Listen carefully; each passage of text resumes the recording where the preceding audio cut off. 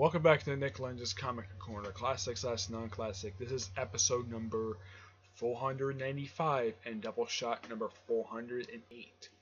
Two Captain America trades, and it's the second and third volume of Steve Rogers' Captain America. Trial on Maria Hill and Empire Building. First, let's talk about the Trial of Maria Hill. This one collects issues 7 through 11 of the series. All issues are written by Nick Spencer, with, let's see if I can find it here, Jesus Saez, Javier Pina, Ted Barnett, Ralph Stein, and Kevin Laberta on the artwork for these 4 issues. Jesus Saez says issues 7 through 8 and issue number 11. However, Pina does issue 9. Issue 10 is done by Jesus Saez, Ted Barnett, Rose Stein, and Kevin Lombardi. Yep.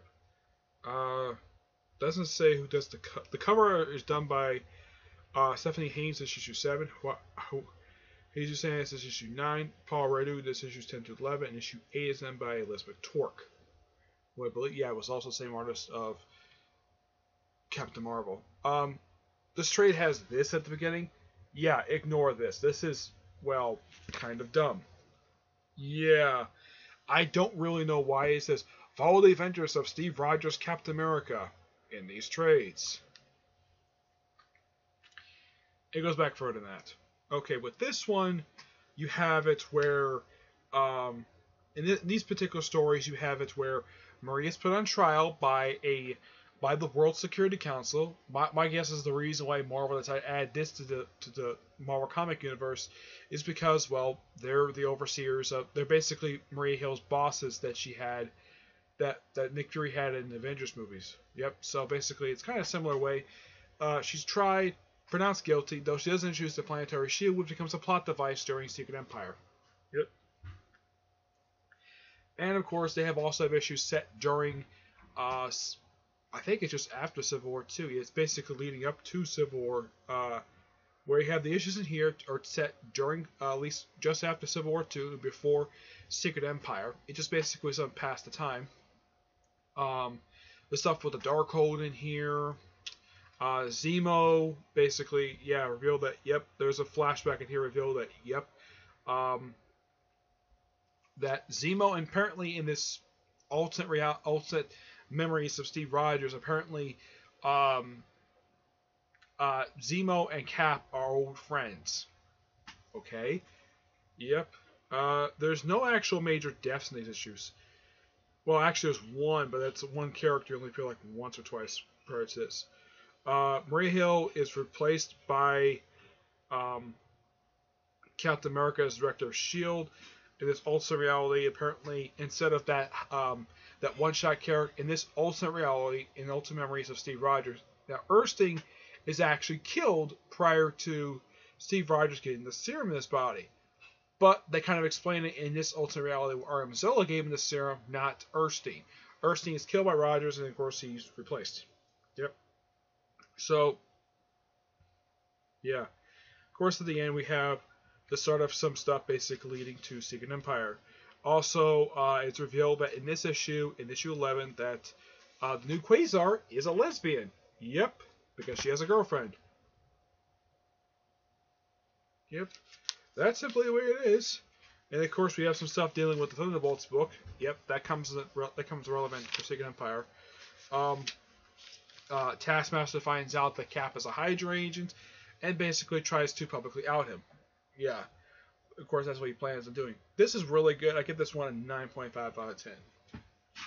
Alright, next up is Empire Building, which contains issues 12 to 16 of Captain America Steve Rogers, and Civil War II The Oath.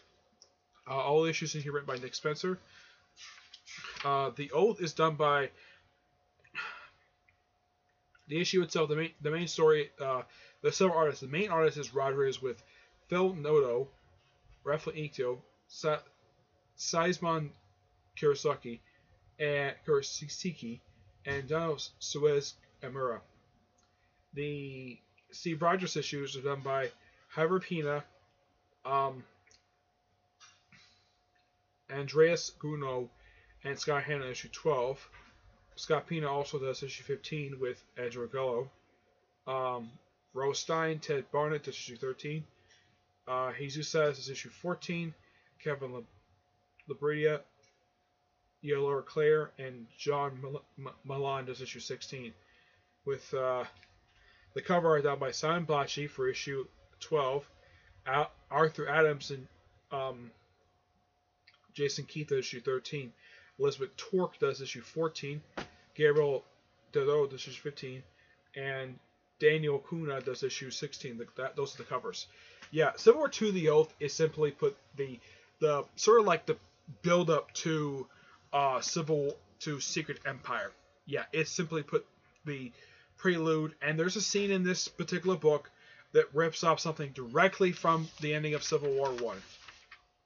Those of you familiar with this particular scene, now at the end of Civil War I, this is the reverse of what happened in Civil War I. At the end of Civil War I, Steve Rogers is the one lying down, and of course at that point he was declared dead, and Iron Man is sitting next to him. Yeah, basically Nick Spencer ripped off Mark Millar. Yeah, that's basically what he did with this particular scene. This is after Civil War II just happened. Yep. And of course, the after effects, we're also setting up Hydra stuff, and of course, more building, and of course, also the Masters of Evil return in here. Yep. Baron Zemo has a new incarnation, the Masters of Evil in here. Of course, they later become the Army of Evil. The Red Skull is killed off in here. This is, of course, prior to the Second Empire breaking out. I believe Eric Stalvik gets killed off, too. Yeah, he dies, too.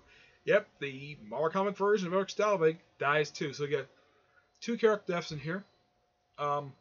While pretty much the thing ends with pretty much setting up Secret Empire. Great set of stories for what they are. Now, how does Steve Rogers kill Red Skull? Well, first, this is, of course, after what happened in the Avengers, and I believe in the Pentland issue of Gary Duggan's run, where he gets the Charles Xavier's brain removed from his head, so he goes back to his headquarters.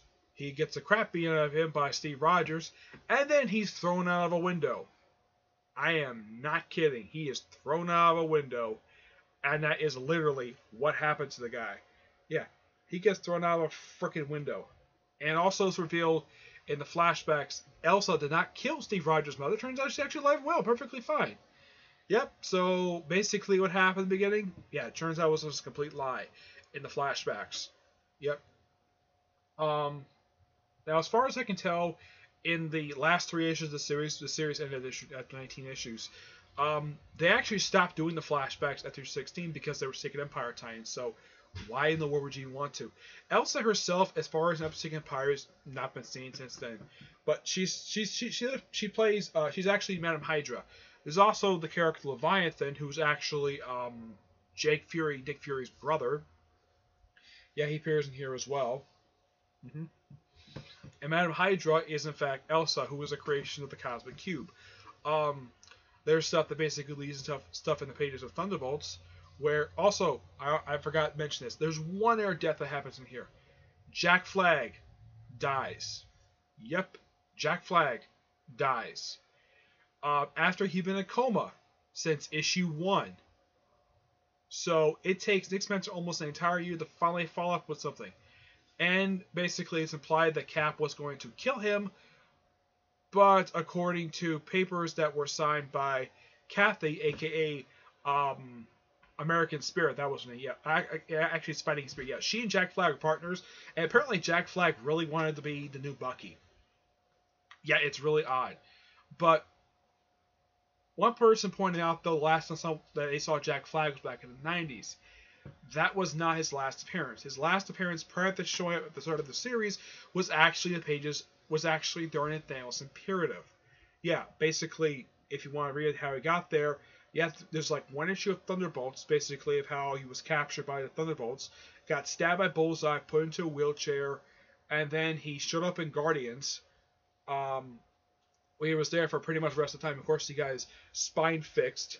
Though they don't mention here about any alien technology. Okay, Dad. They don't mention alien technology in his body, so yeah, there's that.